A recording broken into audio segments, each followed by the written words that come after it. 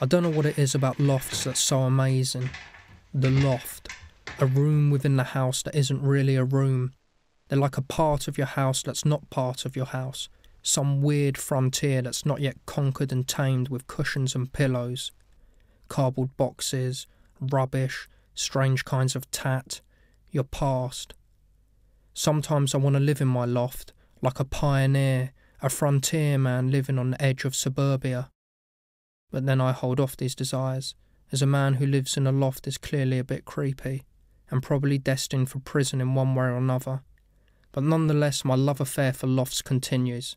I guess it's partly because as a kid, the loft was totally out of bounds. Only my dad was allowed in the loft. It was almost like going to the loft was like Captain Scott's last journey. I'm going into the loft now. I may be some time. I guess if you look at the house as a living thing, the windows are the eyes.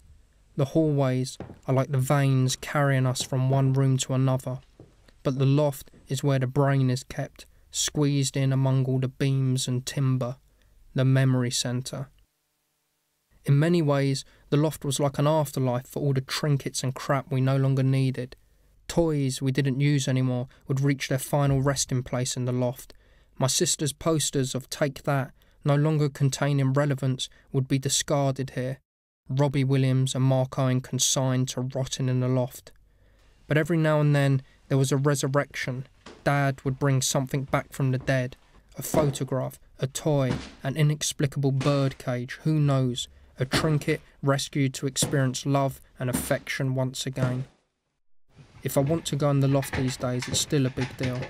Be careful in the loft, like some awful B-rate horror movie. The loft. I think they're glorious little places. I know that the scariest thing that can happen is I see a pigeon or a trip on an old roller skate, but I still feel like Edmund Hillary when I go in one, never knowing what you're going to find.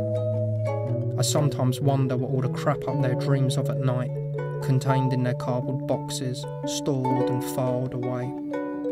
They probably dream of their memories when they were once part of the house, part of the family, not consigned to a life of exile and solitude in the loft, dreaming of their chance to return once again back into the fold. Anyway, lofts.